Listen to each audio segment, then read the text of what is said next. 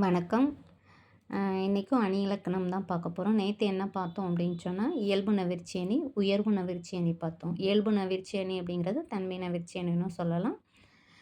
இயல்பாக இருக்கிறத அப்படியே அப்படியே கூறுறது தான் இயல்பு நவிர்ச்சி அணி. உயர்வு நவிர்ச்சி அணிங்கிறது அந்த இயல்பை மிகைப்படுத்தி கூறுறது தான் உயர்வு நவிர்ச்சி அணி.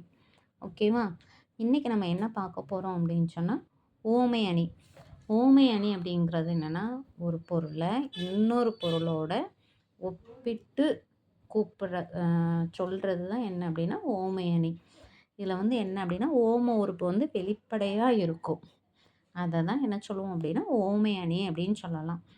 ஒரு பொருளை மற்றொரு பொருளோட ஒப்புமைப்படுத்தி கூறும்போது ஓம உறுப்பு வெளிப்பட நிற்கிறது தான் ஓமை அணின்னு சொல்லுவோம். அகழ்வாரை தாங்கும் நிலம் போல தம்மை இகழ்வார் பொறுத்தல் தலை. இதில் அந்த போல அப்படிங்கிறது என்னது? ஓம உருபு. மயில் போல ஆடினாள், அந்த போல ஓம உருபு வந்திருக்கா? ஓமை. இந்த மாதிரி ஓமை உருபு வந்து வெளிப்படையாக வந்துச்சு அப்படின்னு சொன்னால் அதை தான் என்ன சொல்கிறோன்னா ஓமை உருபு.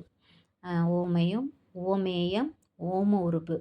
ஓமையும் ஓமை அப்படிங்கிறது எது கூட ஒப்பிட்டு சொல்கிறாங்களோ அதை தான் ஓமை ஓமானம் அப்படின்னு சொல்லலாம்.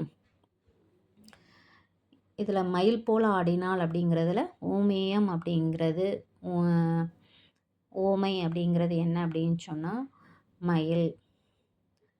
ஓமை அப்படிங்கிறது மயில். போல அப்படிங்கிறது ஓம உருபு. ஆடினாள் அப்படிங்கிறது ஓமேயம். இந்த மூணுமே வெளிப்படையாக வந்தால் அதுதான் ஓமை அணி அப்படின்னு சொல்லலாம். அடுத்து ஓம உருபு அப்படிங்கிறது என்னென்னா போல, புரைய, அன்ன, இன்ன, அச்சு, இச்சு, மான, கடுப்ப, உப்ப, உரள போன்றவை என்ன செய்யுதுன்னா ஓம உருபாக வரும். அணிகள்லேயே ரொம்ப முக்கியமான அணி என்ன அப்படின்னு சொன்னால் ஓமை அணியை தான் சொல்லுவோம். வேறு எல்லா அணியுமே என்னது இதுலேருந்து தான் வந்துச்சான்? ஓமை அணிலேருந்து தான் வந்துச்சான். அணிகள்லேயே முக்கியமான அணின்னு எதை சொல்லலாம்? ஓமை அணியை தான் சொல்லலாம். மற்ற எல்லா அணிகளும் எதுலேருந்து தான் வந்தது? ஓமை அணிலேருந்து தான் வந்தது. இப்போ மலர் போன்ற பாதம் அப்படின்னு நம்ம சொல்கிறோம் அப்படின்னா இந்த பாதம் அப்படிங்கிறது ஓமேயம். மலர் அப்படிங்கிறது ஓமை. போன்ற அப்படிங்கிறது என்ன அப்படின்னா ஓம உருபு. புரியுதா? அடுத்து திருக்குறளில் வந்து ஓமை அணியில் என்னெல்லாம் சொல்லுவாங்கன்னா உடுக்கை இழந்தவன் கை போல் ஆங்கே இடுக்கண் களைவதாம் நட்பு.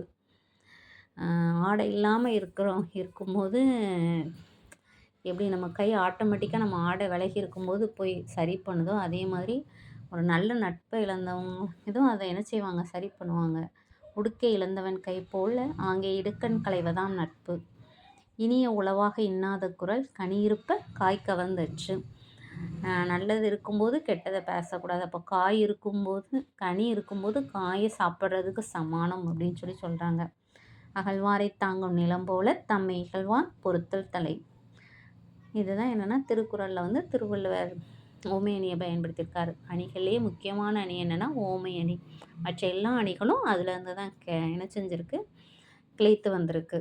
இதில் வந்து ஓமேய, ஓம உருபு, ஓமை இந்த மூணு வெளிப்படையாக வர்றது தான் ஓமை அணின்னு சொல்லுவாங்க. ஓகேவா? உங்களுக்கு புரிஞ்சிச்சு பிடிச்சிச்சு அப்படின்னு சொன்னால் லைக் பண்ணுங்கள். மறக்காமல் சப்ஸ்கிரைப் பண்ணுங்கள். தேங்க்ஸ் ஃபார் வாட்சிங்.